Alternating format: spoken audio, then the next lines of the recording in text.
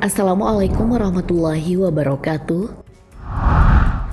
Sahabat beriman, penaklukan Al-Quds atau Yerusalem telah terjadi beberapa kali. Dua tokoh tersohor Islam yang pernah melakukannya adalah Umar bin Khattab yang membawa pulang kemenangan atas kerajaan Romawi Timur dalam Perang Yarmuk. Lalu ada Salahuddin Al-Ayyubi yang berhasil merebut tanah suci Baitul Maqdis dari tangan pasukan salib Kristen. Lalu kali ini, ada satu tokoh Islam yang disebut-sebut akan datang menghancurkan Zionis Israel dan menyelamatkan Palestina. Kurang lebih setahun rakyat Palestina terutama di Gaza terus-terusan menerima serangan Israel. Fasilitas umum mereka diserang, nyawa mereka melayang dan wilayahnya ingin diambil alih. Namun semua itu tak pernah menyerutkan semangat mereka untuk bertahan. Hamas pun tak tinggal diam. Mereka beberapa kali melakukan perlawanan terhadap pasukan Zionis. Umat Islam di berbagai belahan dunia juga menunjukkan dukungan kepada mereka, mulai dari mengumpulkan dana dan logistik untuk disumbangkan hingga melakukan protes meminta genosida dihentikan. Beberapa negara juga melakukan segala upaya untuk menghentikan kekejaman Israel, seperti diplomasi hingga menjadi penengah atau mediator. Upaya-upaya tersebut dilakukan tanpa lelah karena banyak orang percaya bahwa kemerdekaan Palestina akan segera tiba. Sekuat dan sebesar apapun Israel pasti akan bisa ditaklukkan. Kemenangan umat muslim atas musuh-musuhnya termasuk Zionis Israel yang memerangi Palestina telah dijanjikan oleh Rasulullah SAW.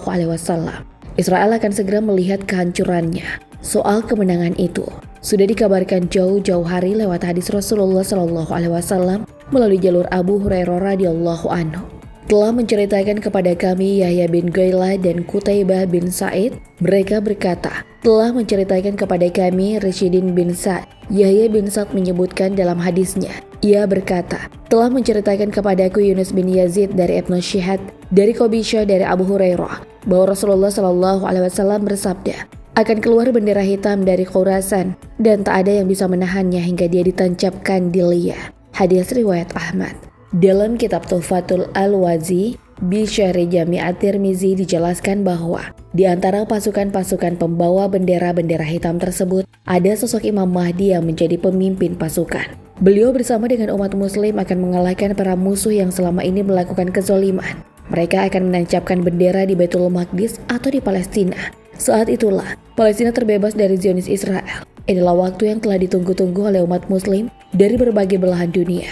Maka dari itu, sebagai umat muslim, kita harus menancapkan keyakinan bahwa kebatilan akan dikalahkan oleh kebenaran dan Palestina akan meraih kemerdekaannya.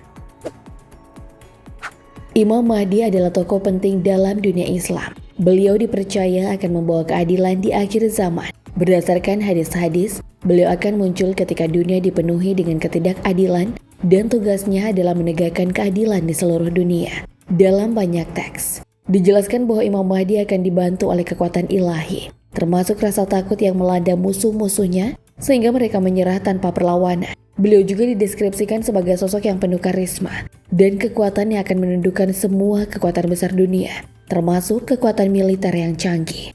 Hal ini sesuai dengan pernyataan Imam Baqir dalam Bihar Al-Anwar. Keserupaan Imam Mahdi dan kakeknya, Muhammad Mustafa alaihissalam, adalah ia bangkit dengan pedang dan membunuh musuh Allah, musuh Rasulnya, dan para tagut.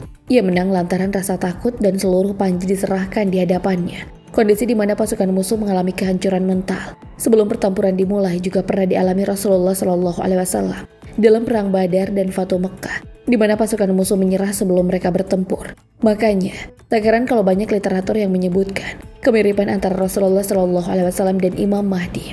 Imam Mahdi adalah sosok yang digambarkan memiliki akhlak yang menyerupai Nabi Muhammad. Dari Ibnu Mas'ud radhiyallahu anhu berkata, bahwa Rasulullah SAW bersabda, akan keluar seseorang dari keluarga, namanya sama dengan namaku, akhlaknya sama dengan akhlakku. Dia akan memenuhi bumi dengan keadilan, sebagaimana telah dipenuhi dengan kezaliman dan penyimpangan. Hadis riwayat Sahih Ibnu Hibban. Perbedaan Rasulullah SAW dan Imam Mahdi terletak pada sisi lahiriah. Hal ini sesuai dengan hadis. Imam Mahdi itu menyerupai Rasulullah SAW dalam hal budi pekertinya, tetapi tak menyamai dalam bentuk rupa atau bentuk tubuhnya, yakni tak serupa perihal sifat-sifat badaniahnya. Hadis riwayat Abu Daud. Imam Mahdi akan mengumpulkan pengikut dari seluruh dunia untuk menegakkan syariat Allah.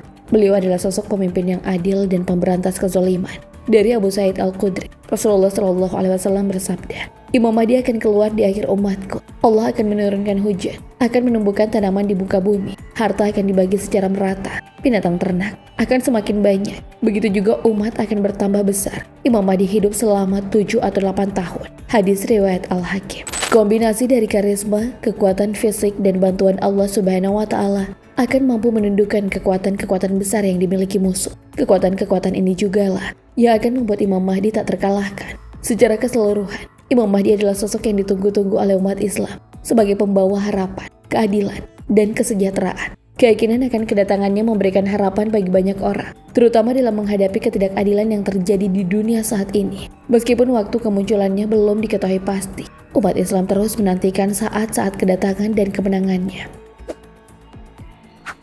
Kehadiran Imam Mahdi dalam peperangan besar ini merupakan bagian dari rencana Allah Subhanahu wa Ta'ala untuk mengakhiri kezaliman global. Zionis Israel yang sering dikaitkan dengan kekuatan tirani di masa modern dipercaya hanya dapat dihancurkan oleh kekuatan yang dibawa Imam Mahdi. Banyak ulama percaya bahwa hanya Imam Mahdi yang mampu menghancurkan Zionis Israel yang memiliki kekuatan yang luar biasa dalam hal teknologi, militer, dan dukungan internasional. Namun, ketika Imam Mahdi muncul, kekuatan dinamis seperti itu tak akan mampu menandingi kekuatan yang diberikan oleh Allah kepada beliau.